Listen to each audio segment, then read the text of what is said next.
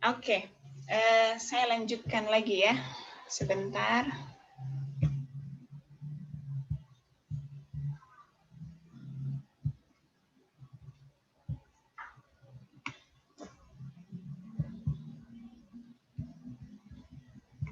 Oke, tadi pertanyaan dari siapa ya tadi? Dari naskah, Kak. Siapa? Naskah Hilya. Hilya ya. Oke, bagaimana kemudian kita bijak terhadap penafsiran Al-Quran yang dengan pendekatan sains? Oke, jadi memang perdebatan di antara para ulama itu kan hal yang wajar ya, dan perdebatan di antara para ulama itu memang merupakan rahmat buat kita semua ya. Tetapi memang kalau kita melihat para ulama yang tidak menyetujui adanya penafsiran sains karena memang kebenaran yang relatif kemudian digunakan untuk yang kebenarannya mutlak, maka sifatnya penafsirannya itu relatif, begitu ya. Nah, untuk mereka yang pro terhadap penafsiran sains ya, maka mereka melihatnya bahwa seperti Syekh Tantowi Johari ya, beliau itu dalam rangka untuk memberikan pengetahuan, memberikan informasi terhadap kita semua bahwa sebetulnya Al-Quran itu berjalan beriringan dengan teori-teori sains.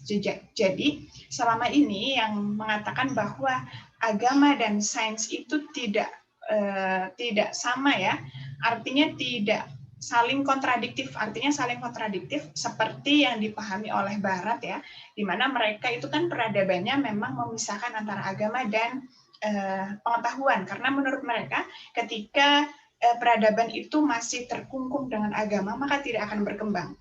Tetapi itu tidak berlaku dengan agama Islam ya, karena memang agama Islam artinya ayat-ayat Al-Quran itu kan berjalan beriringan dengan teori-teori sains ya. Nah, bagaimana kemudian sikap kita? Kita bisa kemudian melakukan mengakomodir dua pendapat tersebut ya.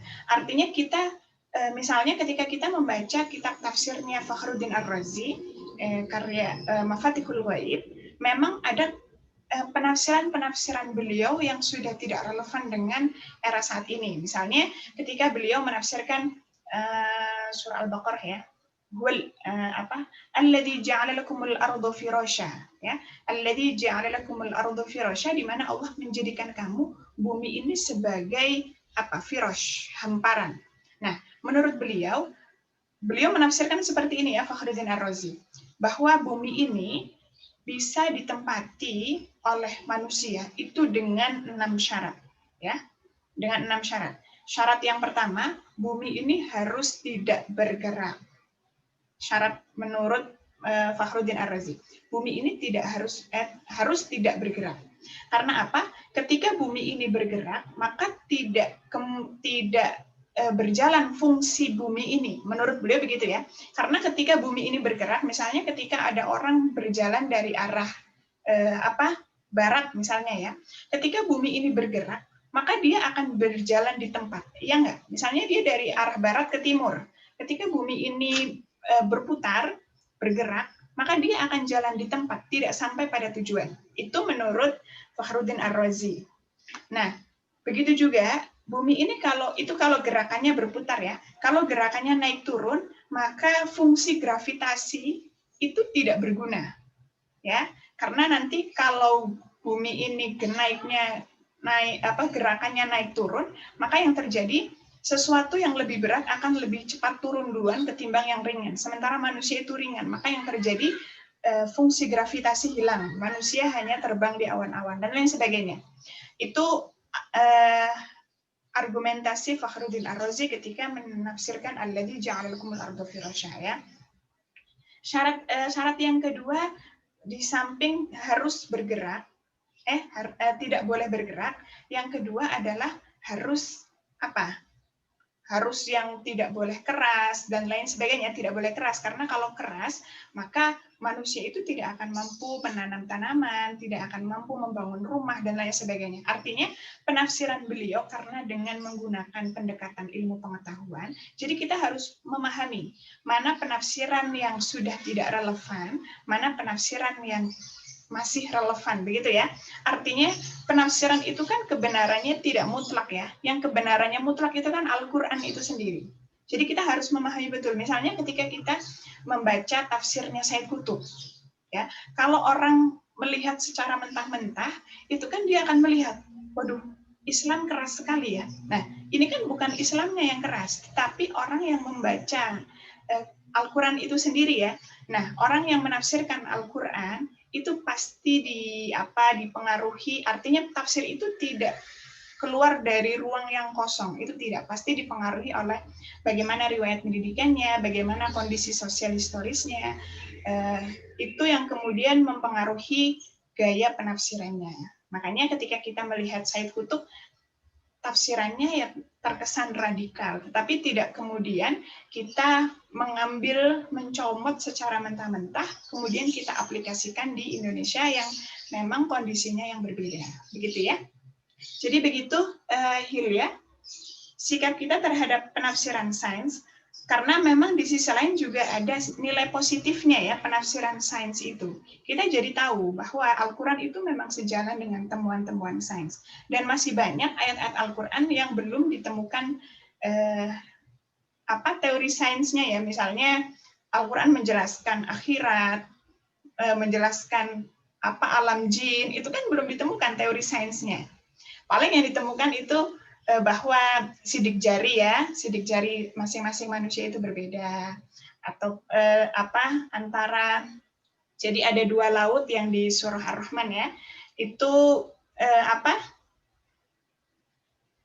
tidak terpisah 2 laut itu, tetapi yang satu asin, yang satu tawar. Artinya itu sudah ditemukan teori pengetahuannya. Tetapi seperti alam jin, alam akhirat itu kan masih belum diketahui temuan-temuan sainsnya. Tetapi yang disayangkan memang selama ini ketika penafsiran sains itu terkesan ayatisasi ya.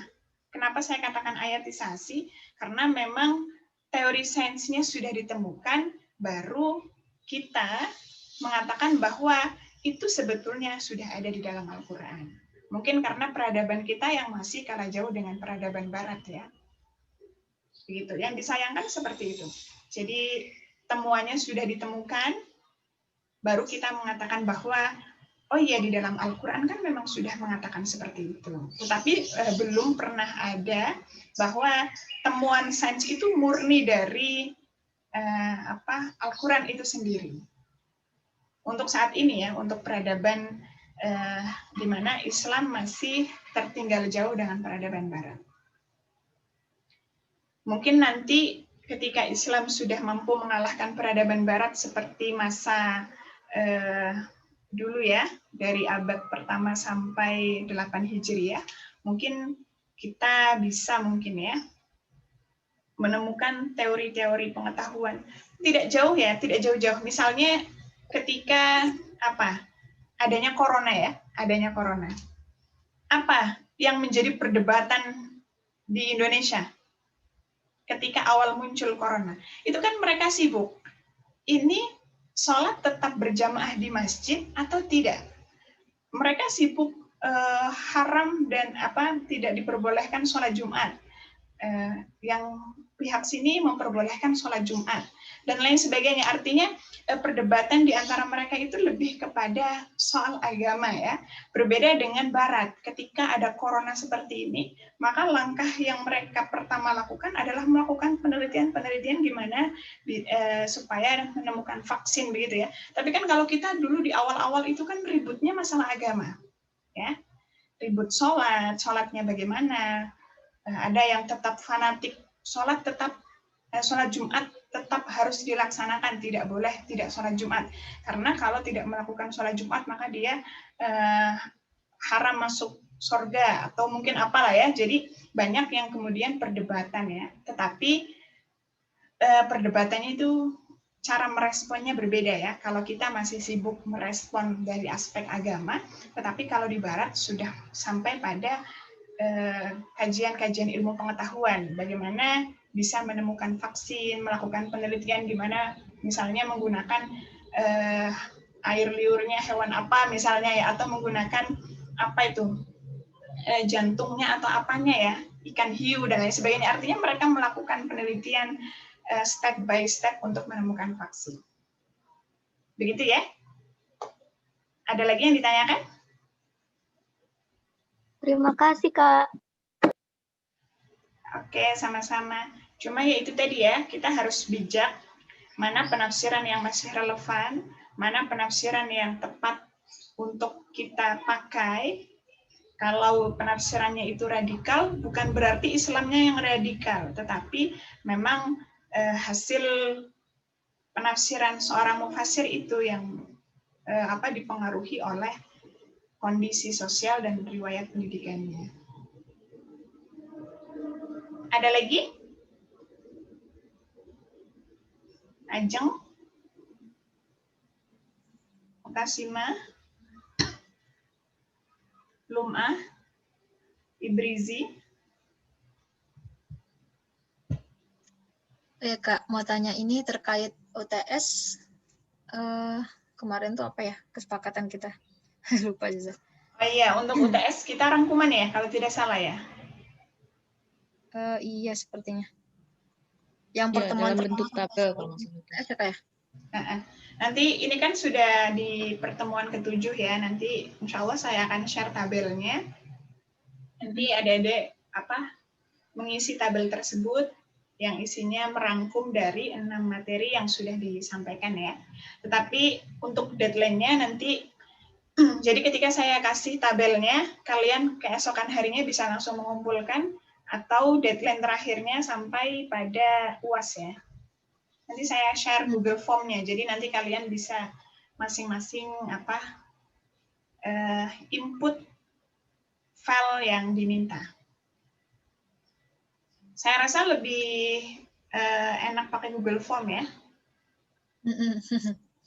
Kalau pakai email nanti saya bingung antara kelas ini dan kelas ini masuknya, kan saya bingung cek satu-satu. Kalau pakai Google Form kan nanti untuk kelas ini nanti saya bisa cek khusus untuk kelas C misalnya.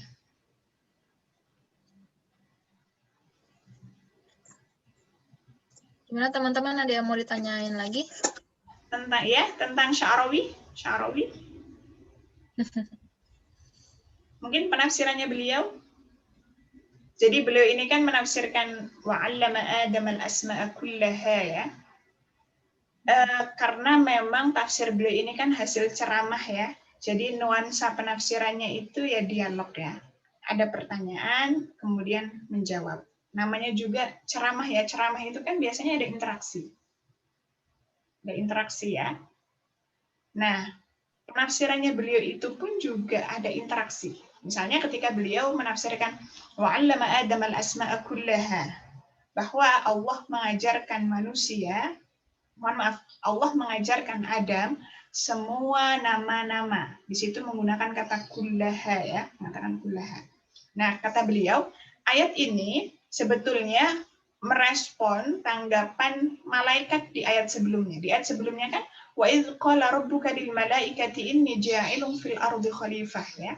Bahwa Allah mengajak dialog dengan malaikat bahwa saya itu akan menjadikan manusia sebagai khalifah di muka bumi. Tetapi responnya malaikat, qalu ataj'alu fiha may yufsidu fiha wa yasfiku dima.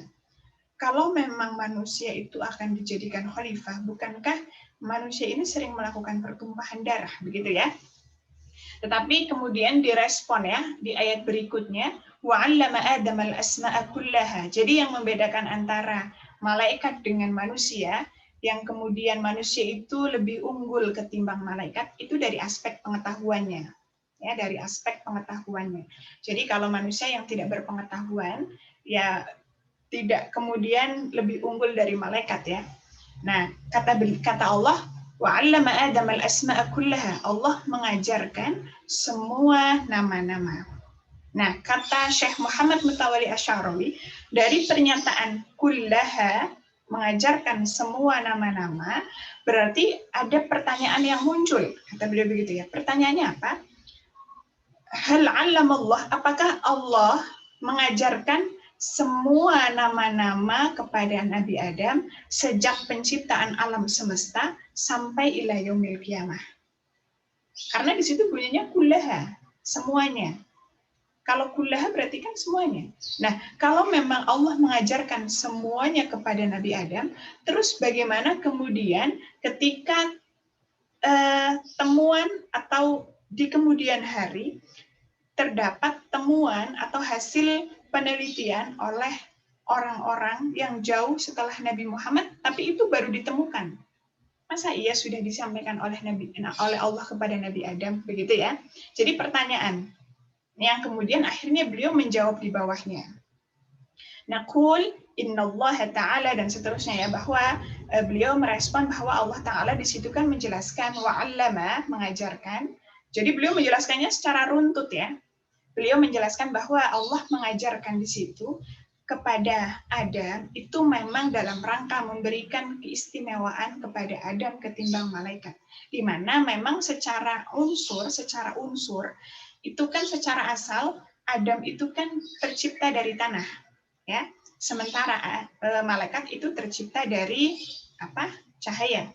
Kalau secara asal tanah itu kan lebih rendah ketimbang cahaya. Kenapa lebih rendah? Karena tanah selalu diinjak-injak.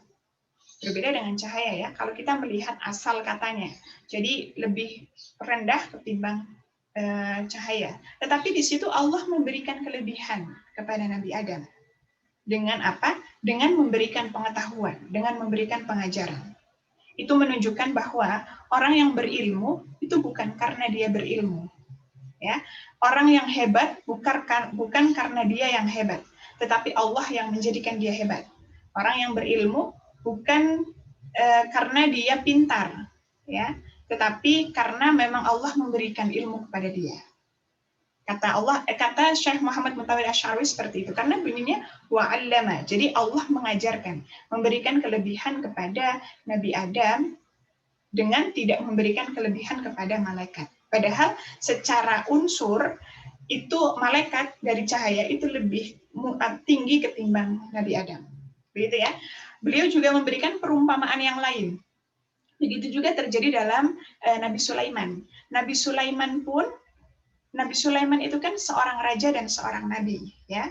Jadi ya kita tahu bahwa posisinya berarti lebih unggul ya, karena dia mampu menguasai seluruh alam ya, baik alam manusia, alam jin, hewan pun beliau jadi rajanya itu tidak seperti Firaun ya. Kalau Sulaiman ini kan merajai semua, baik itu manusia, bangsa jin, bangsa hewan, semuanya ada dalam genggamannya.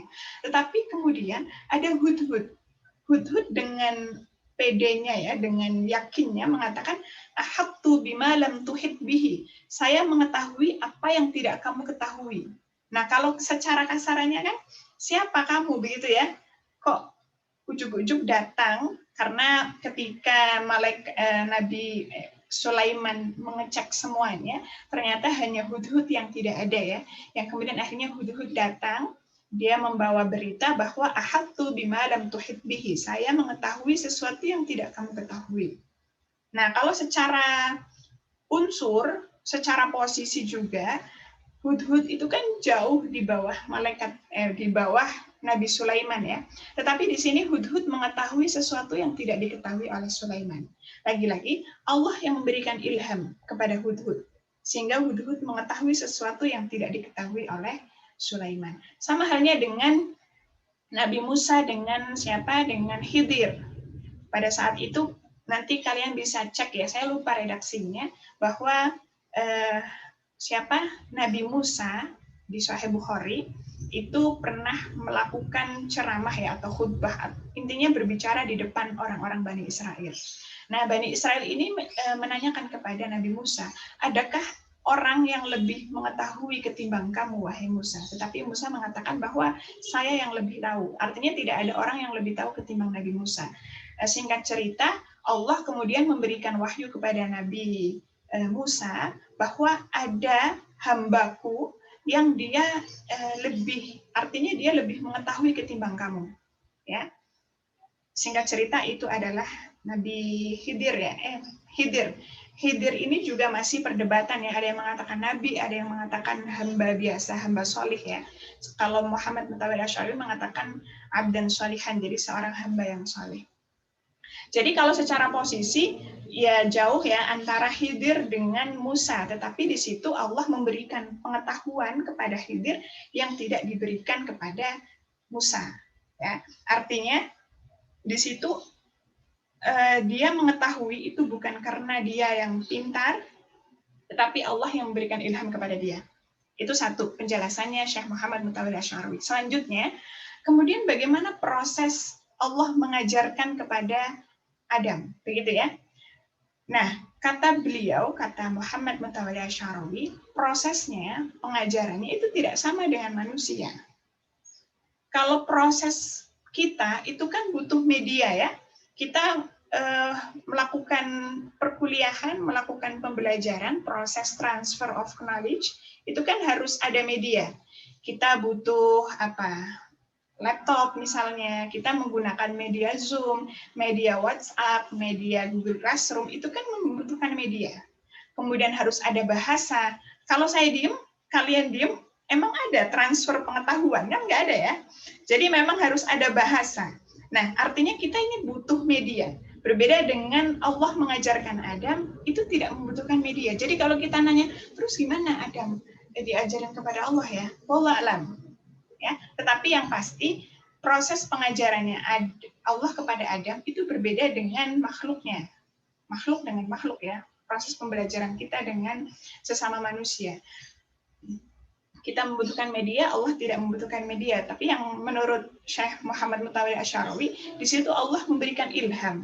Ya, tinggal ditancapkan pengetahuan terhadap Nabi Adam. Jadi segala sesuatu yang sulit mudah bagi Allah ya. Mungkin kita akan bingung, terus gimana ngajarinnya? Apakah dari A sampai Z atau bagaimana, terus seberapa lama dan lain sebagainya? Itu kalau kita melakukan diskusi yang seperti itu tahsilul hasil ya. Tidak menemukan jawaban, udah membutuhkan waktu yang lama, nggak membutuhkan jawaban apa-apa. Karena memang ya prosesnya berbeda ya. Tetapi ada hal yang sama. Jadi ketika Allah mengajarkan kepada Adam, itu kan mengajarkan nama-nama ya. Sama halnya dengan kita, kata Muhammad Mutawalli Asy'ari ya. Kita juga proses pengajarannya, misalnya ketika ada seorang ibu mengajarkan ke anak, itu kan dengan mulai mengajarkan nama-nama ya. Ini pisang, ini HP, ini gelas digunakan untuk minum, ini piring untuk makan, ini bantal untuk tidur. Artinya pengajarannya melalui nama-nama, bukan kata kerja, betul nggak? Tapi melalui pengenalan nama-nama. Itu juga yang dilakukan oleh Allah kepada Adam. Tapi kalau ditanya bagaimana, wallahu alam, hanya Allah yang tahu. Tapi yang pasti Allah memberikan ilham kepadanya.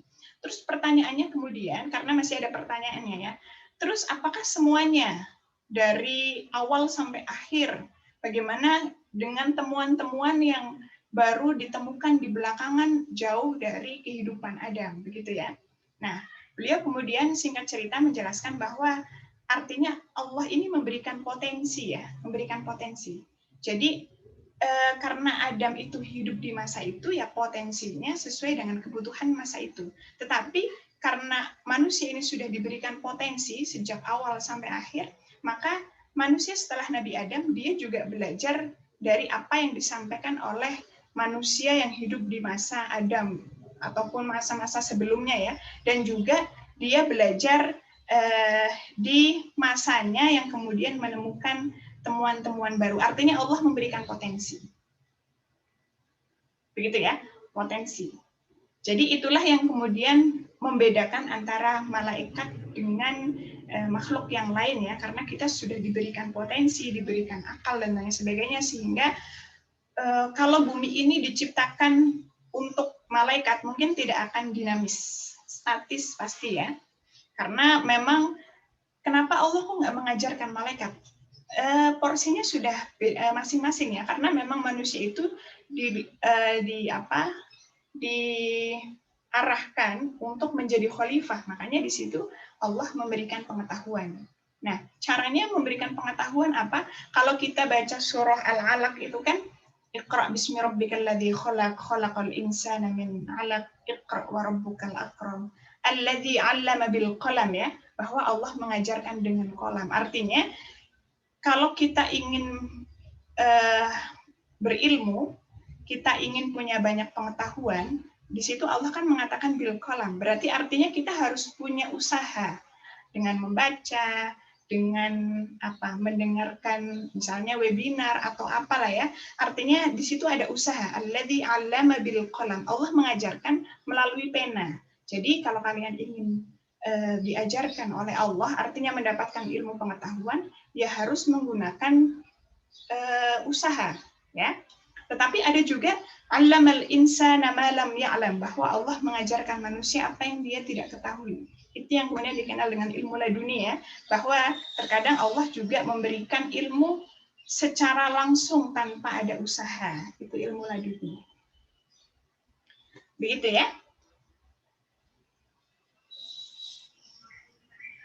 Ada lagi yang ditanyakan. Jadi penafsiran beliau itu interaktif ya.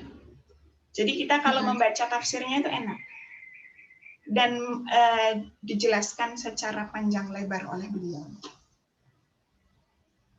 Itu masih panjang ya. Itu masih hanya wa'allama Adam al-asma'a kullaha. Belum sampai pada in kuntum shadiqin, kemudian qalu subhanaka, kan masih panjang itu. Jadi sangat Berarti Kak, rekomen. maaf ini. Okay, berarti beliau dalam menafsirkan atau dalam isi ceramah beliau berarti memang tertib ayat ya Kak? Ya, tertib ayat. Dan beliau ini melakukan sampai pada 16 tahun ya. Kajian dari surah Al-Fatihah sampai An-Nas itu sampai 16 tahun, baru kemudian dibukukan menjadi sebuah karya tafsir. Tafsir ini kan diterbitkan 1991 ya. Maka pastinya proses editing itu masih ada beliau ya. Iya. Jadi, karena beliau wafat 98 ya. Ya, beliau wafatnya 98. Karyanya beliau banyak sekali ya. Mungkin seperti siapa ya kalau sekarang itu sosok Syekh Mutawalli Asy'arawi itu bahasanya juga memukau ya. Kita kan kadang kalau melihat tokoh-tokoh siapa misalnya yang bahasanya enak, mudah dipahami, terus juga menjelaskan dari segala aspek ya. Itu kan kita juga terbuai ya mendengarkannya. Seperti itulah Syekh Mutawalli Asy'arawi. Syekh Muhammad, ada Muhammadnya ya. Kalau hanya Mutawalli Asy'arawi itu ayahnya.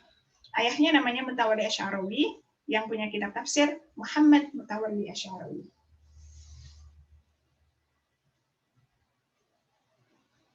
Ini ada ada terjemahannya ya, cuma memang terjemahannya belum selesai. Hanya sampai surah Al-Qasas atau surah apa itu saya lupa. Jadi belum selesai untuk terjemahannya. Jadi kalau kalian ingin menggali, misalnya ingin melakukan penelitian apa, bisa menggunakan kitab tafsir Sya'rawi, Khawatir Haulal Quran Al-Karim.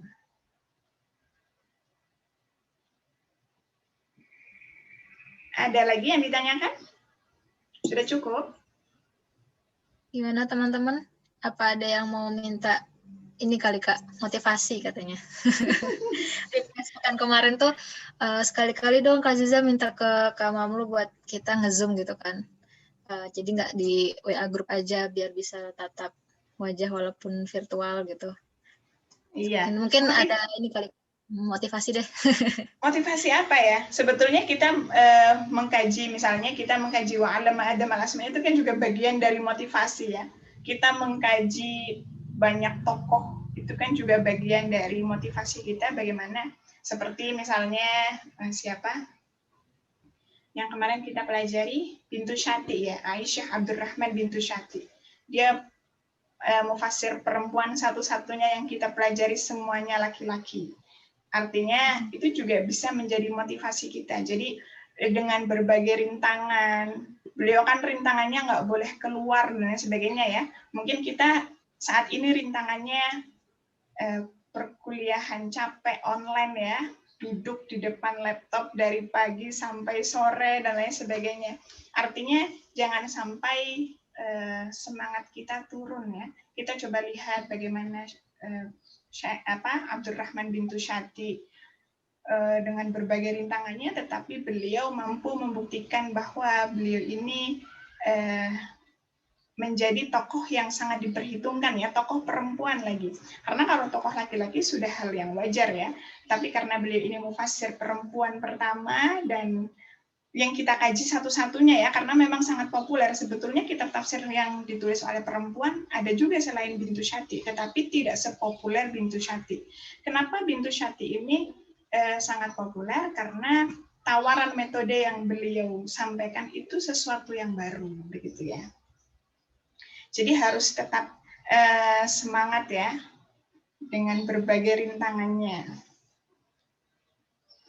Misalnya besok 5 hari libur, cuti bersama 5 hari, tetapi mungkin kalian masih tetap melakukan perkuliahan ya, dari pagi sampai sore. Itu kan luar biasa. Iya, Masya Allah. Semangat teman-teman, semangat kita. Ya, Masya Allah. Ada lagi yang ditanyakan? Jadi, atau mungkin ada masukan, mungkin kurang apa ketika mengaji apa untuk materi kajian kitab tafsir kontemporer, mungkin apa ingin mengkaji apa gitu ya, karena memang kita tidak bisa mengkaji semua ayat Al-Quran ya, cukup satu saja itu pun sudah panjang lebar ya. Jadi terkadang saya di setiap pertemuannya ayatnya berbeda-beda supaya seperti ini tadi ya, wa'allama Adama al-asma kullaha.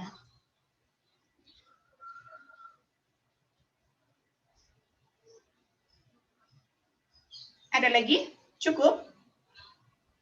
Nurul Faiza cukup? Cukup, Ibu. Oke, kalau sudah cukup, kita cukupkan dulu mungkin ya, karena memang waktunya sudah siang, sudah lapar mungkin ya. Jadi kita cukupkan dulu, nanti mungkin kalau ada hal-hal yang masih tidak dipahami bisa langsung disampaikan. Cuma memang kekurangan saya kadang lupa ya, banyak grup, banyak chat yang masuk akhirnya ketimbun kemudian lupa menjawab. Kadang sudah dibuka mau menjawab, ada hal yang dikerjakan habis itu lupa. Jadi mohon maaf yang sebesar-besarnya ya, tetapi insya Allah kalau ada pertanyaan cepat ataupun lambat, insya Allah saya akan respon. Begitu ya?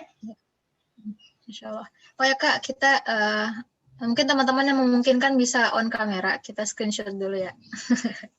Selain arsip, kan biasanya kita di WA yang di screenshot kan chat di WA.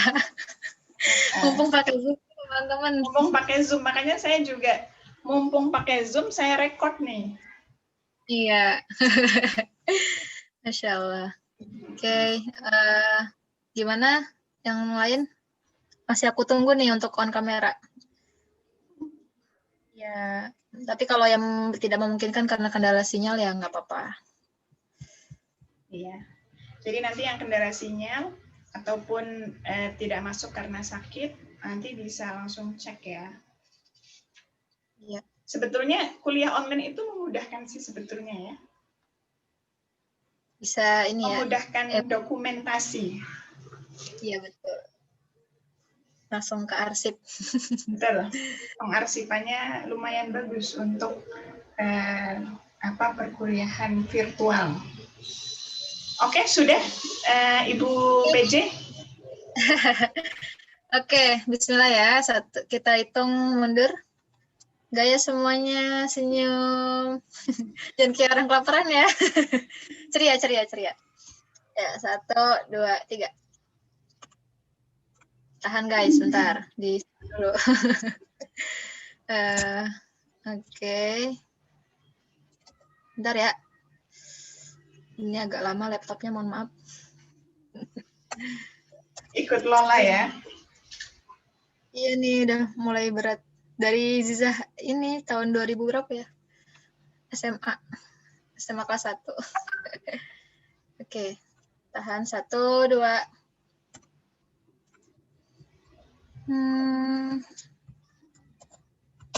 Sip, oke. Terima kasih banyak Oke, semuanya. terima kasih banyak. Semoga selalu diberi kesehatan ya. Tetap semangat Amin. belajar. Itu yang terpenting di situ ya.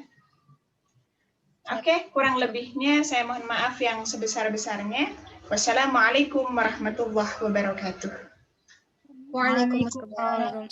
Waalaikumsalam warahmatullahi Terima kasih wabarakatuh. banyak, Bu. Ibu. Sama-sama.